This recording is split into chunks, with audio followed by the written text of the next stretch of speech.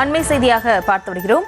அண்ணா பல்கலைக்கழக மாணவி பாலியல் வன்கொடுமை சம்பவத்தில் பல்கலைக்கழக முன்னாள் PRO நடராஜனை தொடர்புபடுத்தி பேசியதாக 50 லட்சம் ரூபாய் மான நஷ்டஈடு கேட்டு அவர் அண்ணாமலைக்கு நோட்டீஸ் அனுப்பியிருக்கிறார். அந்த அண்மை செய்தியை பார்த்து வருகிறோம்.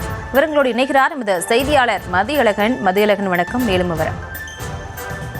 அண்ணா பல்கலைக்கழக மாணவி பாலியல் வன்கொடுமை வழக்கில் கைது செய்யப்பட்ட ஞானசேகரனுக்கு 30 ஆண்டுகள் தண்டனை குறைப்பில்லாத ஆயுள் தண்டனை விதித்து சென்னை மகளிர் நீதிமன்றம் தீர்ப்பு வழங்கியது. இதைத் தொடர்ந்து செய்தியாளர்களை சந்தித்த தமிழக பாஜக முன்னாள் தலைவர் அண்ணாமலை குற்றவாளி ஞானசேகருக்கு அந்த பகுதியில் வசித்து வரும் கோட்டூர் சண்முகம் என்பவருடன் நெருங்கிய தொடர்பு இருந்ததாகவும், கோட்டூர் சண்முகம் அண்ணா பல்கலைக்கழகத்தினுடைய முன்னாள் PRO நடராஜனின் நெருங்கிய நண்பர் என அண்ணாமலை குறிப்பிட்டிருந்தார்.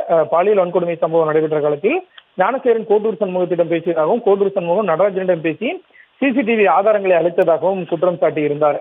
அண்ணா பல்கலைக்கழகத்தில் மக்கள் தொடர்பு அதிகாரியாக பணியாற்றி ஓய்வு பெற்ற தன்னை குறித்து பொய்யான குற்றச்சாட்டுகளை கூறி தமக்கு மன உளைச்சல் ஏற்படுத்தியதால் 50 லட்சம் ரூபாய் மான நஷ்டஈடு கேட்டு அண்ணாமலைக்கு நடராஜன் சார்பில் வக்கீல் நோட்டீஸ் அனுப்பப்பட்டிருக்கிறது.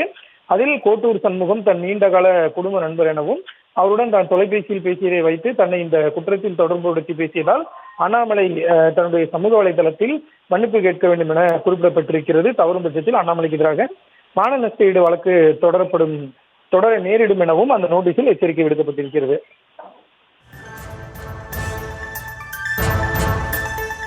விவரங்களுக்கு நன்றி மதியழகன்.